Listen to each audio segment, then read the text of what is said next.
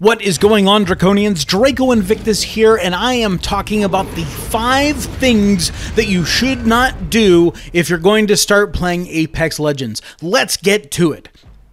Number 1, don't be a hoarder in the game. I know it's very easy when you first land after your jump to pick up everything that you see.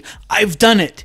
And then I'm running around for like a whole minute, and then one of my teammates who happens to have a mic says, "Man, I can't find a weapon." Now, if I had done a better job as a squad mate, I could have let him know, "Hey, I have a weapon," or "There's one over here," or "I saw one." But don't pick up everything that you see just because it's shiny and purple. Unless you plan on actually being a sniper, don't pick up the sniper scope. Don't pick up the things that would make a sniper weapon better, especially if you don't plan on using them. Give them to your squad mate, or at least call them out to your squad mate in case they are actually looking for the pieces to build a sniper rifle. I know what you may be saying, "Well, I don't have a microphone, what the heck am I going to do?" Well, that leads into number 2, don't forget to communicate.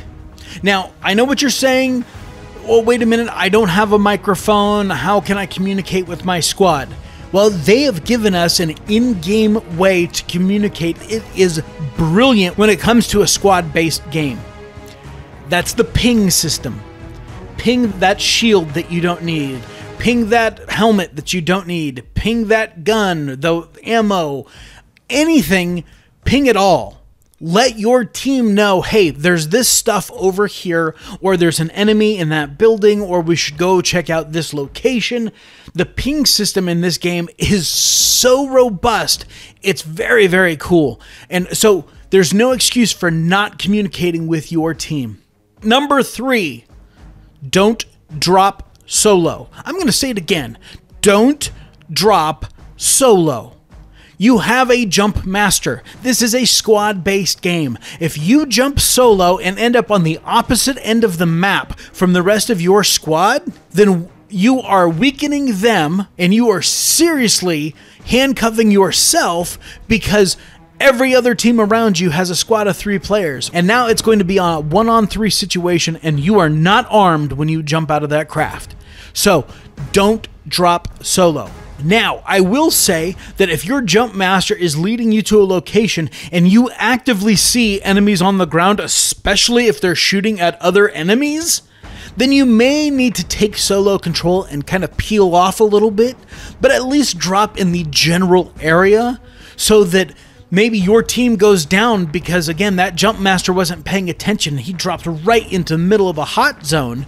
You may be able to come back in and rescue your teammates after all the fighting is done. But if you're on the opposite side of the map, there's no way you're going to be able to get to your team. And the same goes for you. You end up dropping into a zone, and within a minute you're in a gunfight, and all you found is a P2020 pistol. There is no way your team can get all the way over there to pick your stuff up and revive you.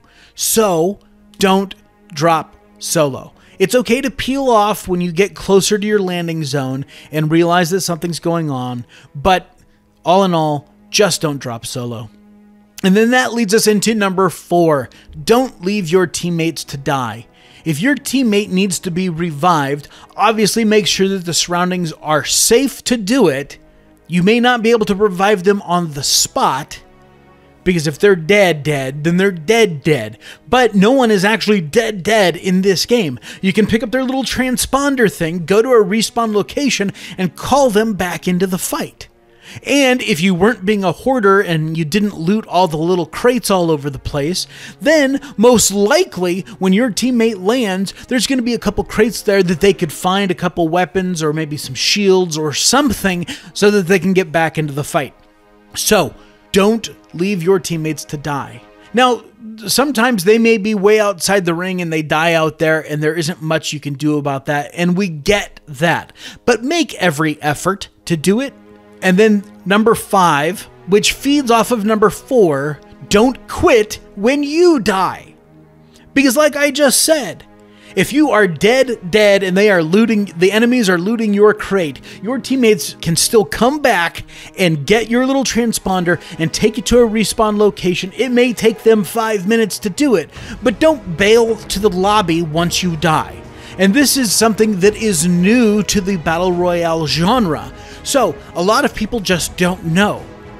But there's a couple issues. First off, if you spend 5 minutes of a 20-minute bout and then you die and you leave to the lobby, you don't earn anything for the time that you spent in the game. None of your damage goes towards XP, none of your kills, none of the time you spent in the game, none of your revives. You won't earn any XP if you jump to the lobby before your team either becomes the champions or gets all terminated. So just hang out. As a real quick aside on that, I was fighting with randoms 2 days ago. One guy had a microphone, and he was kind of saying, okay, guys, hey, let's go check this out. He was doing a great job of pinging everything.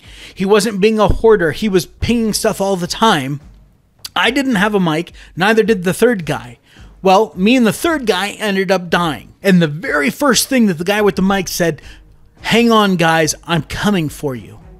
And he only had like a few seconds to spare when he picked up my little transponder thing, but he could have gotten to both of us in time. But the third guy ended up quitting to the lobby. He may have been disconnected, but it seemed very unlikely considering it was about 30 seconds after he died that he left for the lobby. We went on to win that match. And that was the first match that I have actually won in this game. As you can tell, I am not the best player, but I am sharing what I know so that we can all become better players. So trust your team. It took him a couple minutes to get me revived because when he would go to the respawn point, there were already enemies there and he didn't want to try taking them on because there were 3 of them, 1 of him. So he went to the next respawn point, and it was a few minutes before I was brought back into the game. But you know what? He did. He brought me back in, and the 2 of us ended up winning that match. So stick around, watch your teammates, do it as a squad, and live or die, ride it to the end. Then you can all go to the lobby and just enjoy it. Guys, I hope this helped you out. Now, if you knew all 5 of these things that you should not do, but there's something else that you think players, especially new players, should know about that they should not do, leave that down in the comment section below. And until next time, Draconians, I want you to take care of yourselves out there. This is Draco Invictus saying this has been the greatest day of my life. See ya!